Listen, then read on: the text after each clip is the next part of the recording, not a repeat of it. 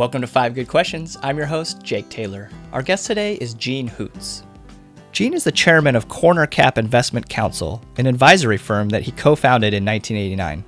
Gene has worked in finance and investments for over 50 years. His career in the corporate world included 21 years with RJR Reynolds, where he spent a decade managing that company's $4 billion employee pension plan. Today we're going to be discussing his book, Pay Attention to the Thin Cow. Gene's been around the block a few times and seen it all, so let's ask him 5 good questions. All right, welcome back to the show, everybody. My guest today is Gene Hoots, author of Pay Attention to the Thin Cow. Hey, Gene, thanks so much for taking the time to be with us today. You're quite welcome. It's a pleasure to be here. So where does the name of your book come from? It's sort of a catchy title that doesn't really, it's not obvious at first. So where'd that come from? No, it's hardly obvious at all. Actually, the title was developed by the gentleman, a friend of mine, who did the graphic work in drawing the cover for the book. He read the book, and I didn't have a name for it, and he captured the essence of it in that title. He's from the advertising business, so he's pretty good at that sort of thing. The title comes from a reference to my uncle. I grew up here in North Carolina on a farm family in a rural area outside of Winston-Salem, and my dear Uncle Kenneth was a cattle farmer. And he pointed out to me early on that when he always went to the cattle sales, he bought the thin, poor-looking cattle because essentially, in our terminology, they were selling at low PEs. And he could buy them, he could fatten them up, maybe move the PE up a little bit and add value to them. And so that's where the title came from. Always pay attention to the thin cow. Don't buy the fat ones that have already achieved their objective. So there's not much that you can do with a fat cow at that point, huh? No, just resell it to somebody else and hope you can find a sucker who will pay you more for it than you pay. That's right. All right, so let's jump right in. Question number 1. You've witnessed the ascendancy of America as a superpower in your lifetime, and do you think that it's possible that Americans have maybe had it too easy for too long? And along with that, what does the word duty mean to you? Because I thought you had some really interesting lessons in there that rang true for me. Okay. In terms of whether we've had it too good for too long, yes, I think we have. We've had a long run since 1945 of real prosperity. I know we've had some difficult situations. We've had crises with the Vietnam War, with civil rights, but basically America has had it pretty darn easy. I know there are people who haven't enjoyed that prosperity as much as others, but overall we've done pretty well. Since 1945, we've enjoyed, beginning at that time, being a superpower, at first the only superpower. We were the only one of few countries in the world that were not damaged physically by World War II. Those were tremendous advantages for us. And coming from that, I think we've enjoyed a prosperity that we probably to some degree didn't deserve. We've become a bit spoiled, a little bit selfish, and I don't mean to sound like an old man who's harking back and saying, "Oh, it's not like the good old days, and you don't know how good you've had it." Yeah. Actually, there are things that aren't going so well right now, and I think we may have to relearn some of those lessons from the 1940s again. I've talked to my 2 granddaughters, and I've told them I was lucky enough to be born at a time that was the greatest time and the greatest place in the history of the world, I think. And unfortunately, I don't think that'll be the case for them. Jobs were plentiful when I got out of college. They'll both be graduating in a couple of years, or 3 years, hopefully, and it's going to be tougher for them. I think that there will be lessons that will have to be relearned. So maybe some of those lessons, if you wanted to share with us, like I think maybe that the real culmination of that upward trajectory might have been, 98, 99 with the tech bubble really topping out. What lessons did you learn during the tech bubble, and what might be pertinent today for us? Well, real quickly on the tech bubble, the lessons that we learned at CornerCap are pretty universal and apply to any market. First, you need to be anchored with a strategy and a portfolio that reflects an asset mix that's pertinent to that particular client, the right mix of stocks and bonds for their personal circumstances, and then stay with it.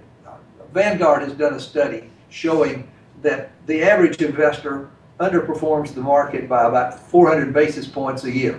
Most of that comes from simply switching strategies frequently, buying high, selling low. So that's one of the lessons that we learned from it. So don't chase performance. Don't chase performance. Stay with a game plan. A mediocre game plan that you stay with is better than a great game plan that you constantly tinker with and readjust. The other thing that we learned from that, though, goes back to John Maynard Keynes. The market can stay irrational longer than you can stay solvent. A lot of people ask us at the tech bubble, and this was a little bit unique, they asked me, did you ever have any doubt that your value strategy would succeed in the long run? And I said, no, I never had any doubt that the tech bubble was a bubble, then it would burst. You couldn't have .com stocks selling at infinite PEs. Yeah. But what I didn't have enough confidence in was whether the bubble would burst soon enough to save CornerCap. We lost 10% of our client base who just got disgusted with us over a 15-month period when we weren't participating. That's actually not too bad for a value shop. Well, I know some did much worse. Yeah, some value shops really. Another lesson that came from that was know your clients, build good relationships with them. These people weren't strangers. We did a lot of hand-holding, and we continue to do that with all of our clients. There's more to managing a portfolio than putting numbers on the board. A lot of it has to do with personal service. So we learned that in spades, how important it was. Yeah, that's great. So question number 2, what was it like leaving the corporate world? So you worked at RJR for a long time before going out and starting your own investment business. What lessons did you learn from that might be helpful to others that want to get into the investment business? A couple of things. I think there were 3 key things we learned from that, and they're probably important no matter what business you're going into. First of all, we learned that being entrepreneurial, coming out of a corporate environment is probably the worst thing in the world you can do as a background for becoming an entrepreneur. We worked for a big profitable company that had every kind of staff service that you could possibly imagine. So we go out, we set up our own shop. There's just my partner, Tom Quinn, and me. I'm in North Carolina. He's in Atlanta because of the circumstances with RJR at that point. So here we are. And day one, I look around and I think, I need this letter typed. Well, I'll be doing that. At the end of the day, somebody's got to carry out the garbage. Gosh, that's going to be me again. Yeah. And so it went. So it's just very, very hard to make that adjustment to being alone and having all the responsibility and all of the work on your shoulders. That's the first thing that people have to be aware of. You've really got to want to do this before it's going to be a success. May not be a success then, but you've got to really be dedicated to it. Second thing that we learned from the exercise was no matter how good you are at whatever it is you're doing, when you start that business, the world is not going to be the path to your door. We knew that we could manage money because we had done it at Reynolds, but whether anybody else would be willing to hire us because they thought we could manage money was a different matter. And so many people I've seen start out having held a big job in a company. Well, I've got lots of skills, I know lots of people, I'll be a consultant, and they'll just come looking for this expertise that I can charge them vast sums for. Doesn't happen that way. Somebody asked me, what was it like starting the business? Tom ran everything except the marketing, and my job was looking for customers. And I've said this, and it's not an exaggeration. The first year, I averaged 4 hours sleep a night. The other 20 hours every day, I was consumed with where am I going to find a client for CornerCap to bring in some money to keep us afloat. So that was a second big point that people don't really realize, I think. Third thing, you need a network. This is something that we didn't appreciate. A network meaning a large array of people. You can't know enough people out there in the world. This is true no matter what your business is under any circumstances. We had been used to people coming to us because we had lots of money to hand out to people in our life at RJR. Everybody wanted to be our friend. Mm-hmm. And then when suddenly that goes away, it's amazing how many of those friends don't come around anymore. So we started building a network, a database of people. And I'm proud to say that we've been in business now 26 years, and we have added about one name a day to our database for that 26 years. We have thousands of names of people that we know and people that we can contact, either as clients, providers, whatever. Those are three important points, I think. So just to summarize them real quick, number one, no, this isn't a casual game, so don't treat it like that. Number two, the money's not going to find you. You got to hustle for it. And number three, basically, like, dig your well before you're thirsty. You have to be out there networking and making connections. Yeah, that's absolutely true. Yes. Okay, so let's question number three. Let's jump a little bit into the time machine and go back to your time at Reynolds. So you managed this massive pension plan through most of the 1980s. What was it like there, and what kind of insights did you get from looking at the world of M&A so close to such a big conglomerate that was really doing a lot of stuff at that time? Well, the first thing I want to do, you used the word massive fund. I'd like to put that in perspective. I'll explain how we got there, but at the end we had a $4 billion fund. I had a lot of peers in the industry that I was very close to, and I think the guys who ran the U.S. Steel Fund, the General Motors Fund, the AT&T Fund, they would find it laughable that $4 billion was considered massive. We were at Reynolds with $4 billion. We just broke into the top 100. We were about the 99th or 100th biggest. So we weren't massive, but it's an interesting story about how we got there. I took over the pension fund in 1977, and the fund at Reynolds only had $200 million in it at that point. Hard to believe, but the reason for that was, like many companies, Reynolds used a pay-as-you-go system. They didn't have a funded account, a funded portfolio for the pension fund obligation. ERISA passed in 1974, I think, the law requiring companies to pre-fund and set aside money just in case of a disaster for the company, as had happened in a few cases. So here Reynolds was beginning to catch up with its funding. So we only had $200 million, but they were putting in an additional $100 million a year, each year for several years, building in that way. The markets were good as well, and we enjoyed rising markets through most of that decade. The second thing that happened was the company instituted a 401k plan. That brought in over $1 billion over a few years in just that plan. And then the third thing, Reynolds had a massive acquisition program. We were buying lots of companies left and right. And each time we bought a company, we integrated that for economical benefit, for economies of scale, into our fund. So combination of all of those, the fund actually grew from $200 million to $4 billion in a 10-year period. It was an exciting time, a good time to be in the market. I learned a lot about investing by dealing with people who were really great in the industry. We got to see a lot of great people out there in the industry. The question about M&A, I believe, that was the other question. I had worked in mergers and acquisitions before joining the pension group. I was a staff member there, and Reynolds was doing a lot of acquisitions. My observations on acquisitions haven't changed very much. The nature of the business and the basic rules, I think, are still there today. It's just that the numbers are about 40 times higher than they were in 1975 when I was doing this. The key thing that I took away from acquisitions is that I think it's true, 70% of them roughly are economic failures. They don't go broke, but they never justify the price that is paid. I think there are a couple of reasons for that.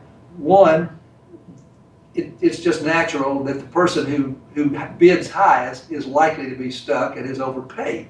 Everybody else comes out maybe a winner by not having won the contest. The second thing, oftentimes there's a lot of ego tied up in making an acquisition. There are many, many people out there, I think, many companies, and I think Reynolds was guilty of this to a degree, thinking, I can run this company and I can run it successfully. I can turn any business around and run it. I can make a success of it no matter what I pay for it. I think it was Warren Buffett who talked about that and said he's amazed at the corporations that have that go out and they're constantly looking for a frog to kiss and turn into a beautiful princess, when you check out in the backyard, and the backyard's up waist deep in frogs that they already have that never turned into princesses. I think that's really about the way the business works. So that's the way I viewed acquisitions in general. A couple of words, excuse me, go ahead. No, that's good. A couple of words on R.J. Reynolds, specifically in its acquisition program, because we were in a unique set of circumstances there. The cigarette industry came under pressure about 1960 with the first Surgeon General's report. And the two major people in the industry, the two major players, were R.J. Reynolds and Philip Morris. They chose very different strategies. R.J. Reynolds was more comfortable, its management was, with domestic markets and chose to sell new products into those domestic markets, while Philip Morris, their management had a long and abiding faith in tobacco, and they decided to go worldwide with a product that they knew. It turned out that their approach was the correct one, because tobacco was worldwide extremely profitable, more profitable than just about anything that you could move into. So Reynolds' diversification program was constantly chipping away at a return on capital and diluting that return on capital.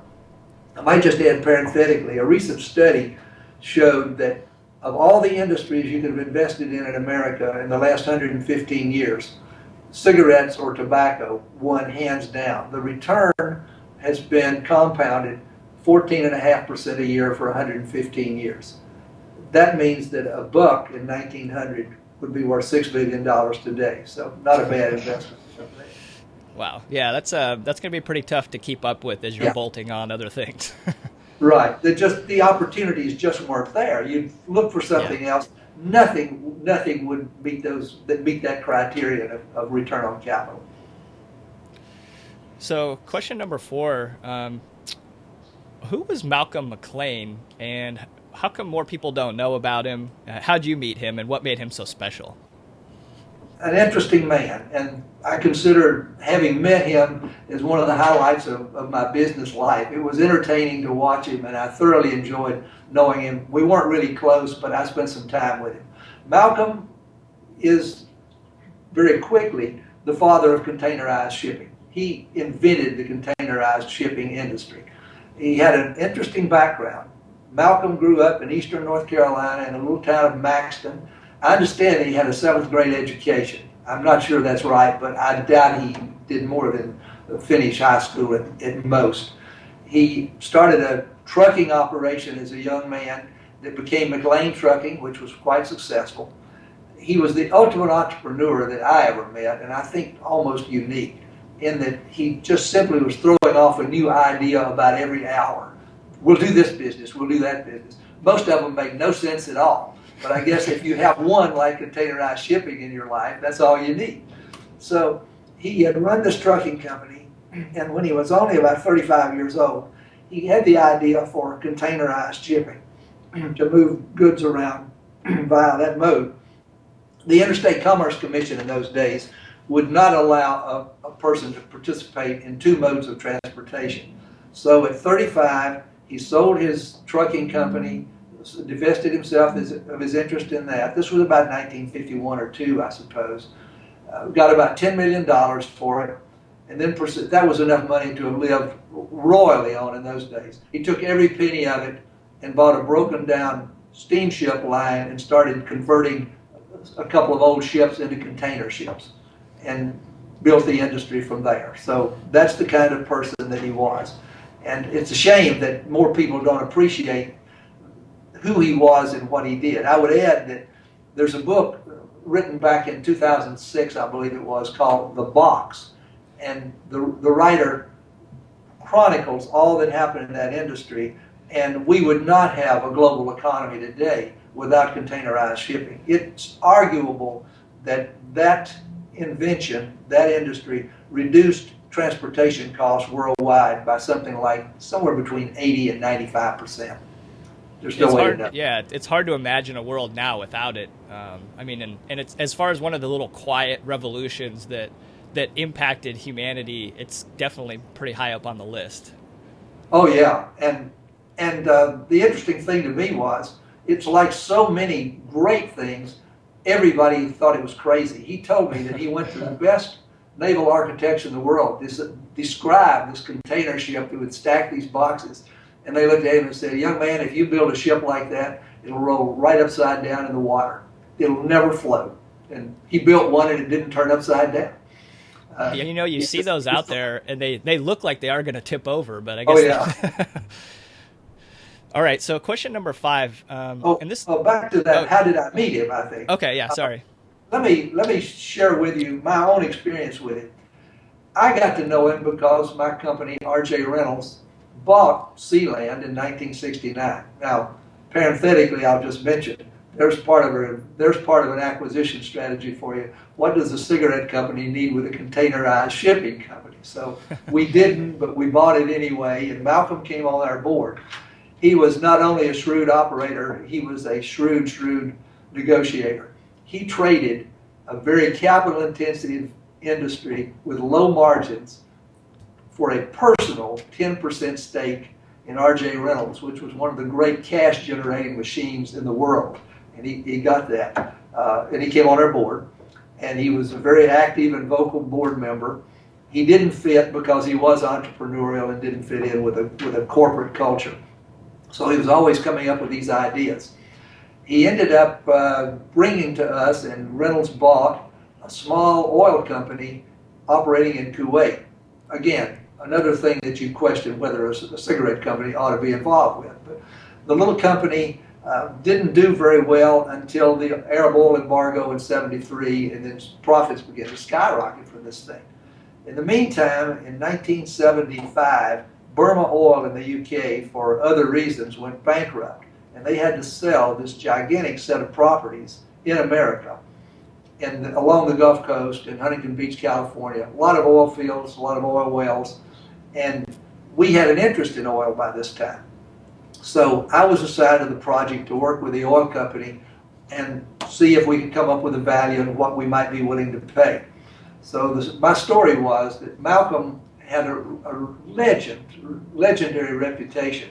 He knew the value of everything. If you wanted your house painted, he'd take out his little pad and paper and figure out what you're going to have to pay to get your house painted.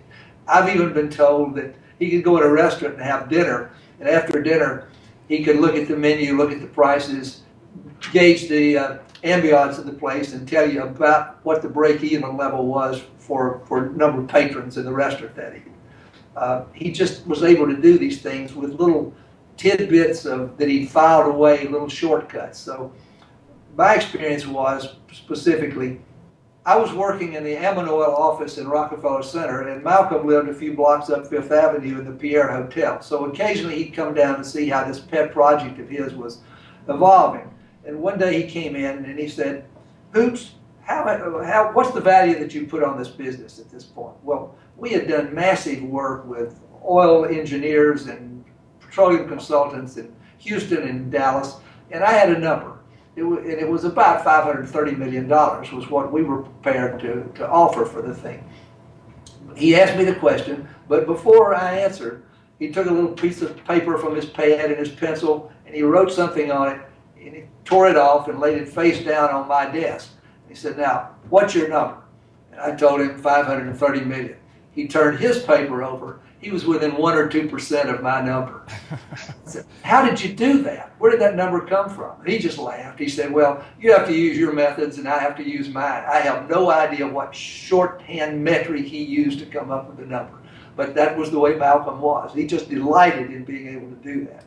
It turned out that oil deal really was a good deal. It wasn't anything that fit with our long-term strategy, but the price of oil went up into 1980. Reynolds ultimately sold all those after pumping oil for 4 or 5 years, getting good returns. Phillips Petroleum bought the whole thing in 1981, I think. So that was a good time to sell oil then. Great time to get it. We bought it right and we sold it right. Probably could have bought it back for pennies on the dollar in another 5 years. Yeah. All right. So that was my relationship with Malcolm, and I found him just to be a fascinating man. That's great. I would definitely recommend that book, The Box, for people to check out. So question number 5. This question is might be a little bit personal because it has to do with your experience with the having to get medical service when your wife was sick, and basically, maybe you could describe what your experience was and what some of the problems were, and maybe what people can do to make their experience maybe a little more effective potentially. Sure. Well, the background on this was that my wife, 15 years ago, discovered that she had very serious breast cancer. It was a cancer that was a certain kind that couldn't really be healed, but it was slow acting, and she was able to live 5 years. Part of the reason she lived 5 years was because she was willing to undergo all sorts of real serious medical treatment. She had just about everything that you could imagine in the way of chemotherapy, surgery, radiation. It went on and on and on. She was a real fighter. My wife had been a top-notch ranked tennis player once in her young life, and she just had that fighting spirit. She was not going to give up. But what I learned from the experience, from my point of view, were a couple of things. First of all, anybody in a situation like that needs an advocate and a caregiver to look after them.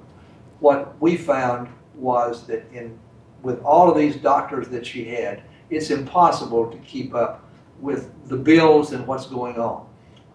My final conclusion, to get to the bottom line quickly, was the doctors and the nurses that treated her were absolutely outstanding. I had no complaints with any of the treatment that she got, with any of the way they treated her. They were wonderful to her.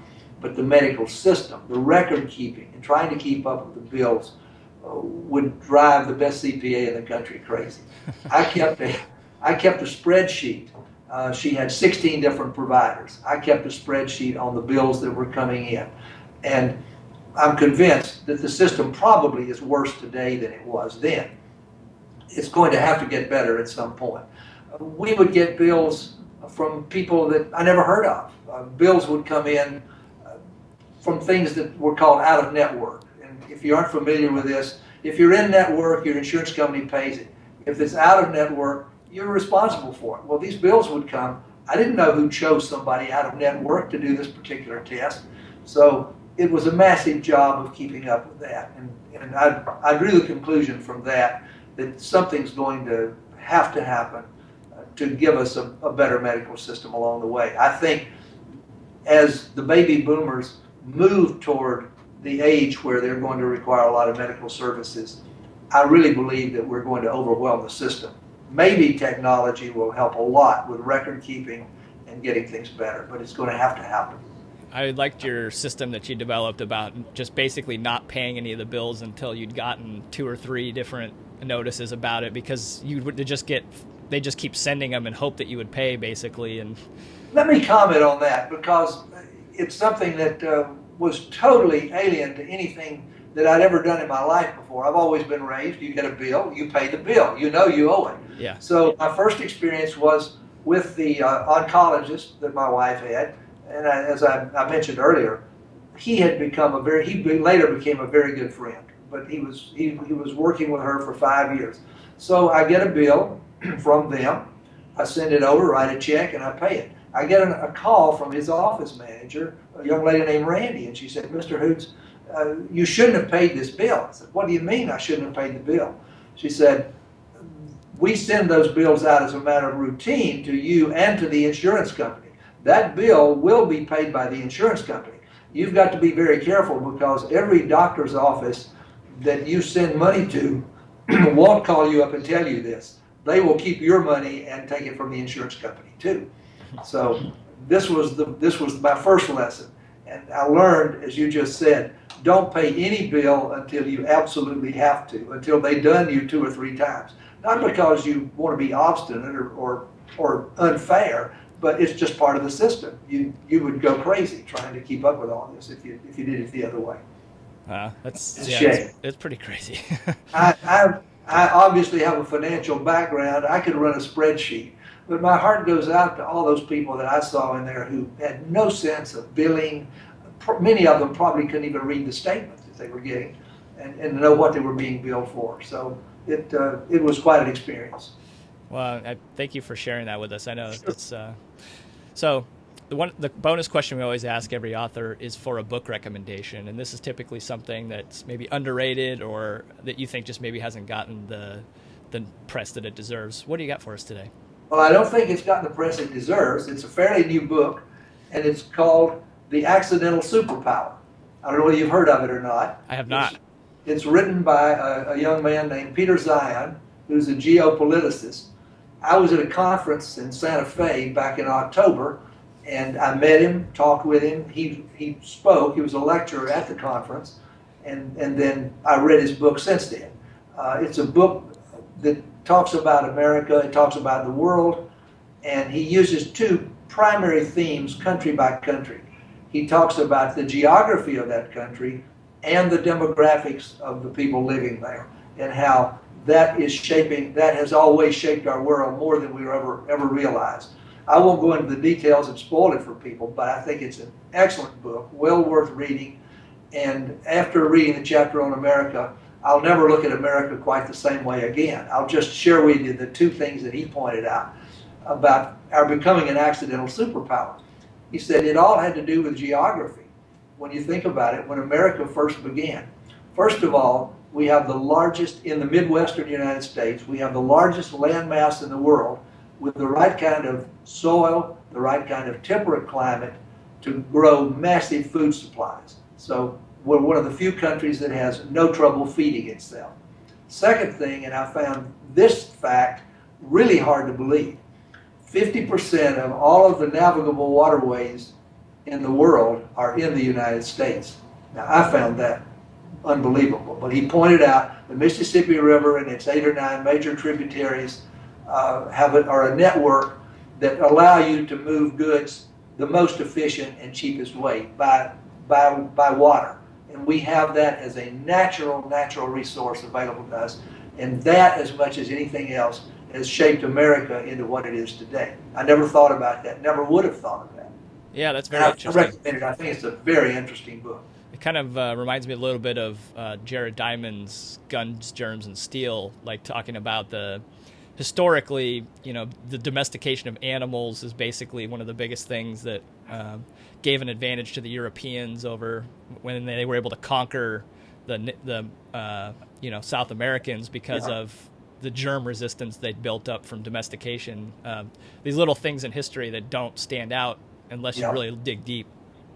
Yeah, well, we take them for granted, or just never think about the importance of them. That's very. Well, Gene, really appreciate you coming on the show today and sharing all these insights. Glad to be here. I've really enjoyed talking with you, and hope we'll visit again at some point. Thank you very much. Quite welcome. Take care.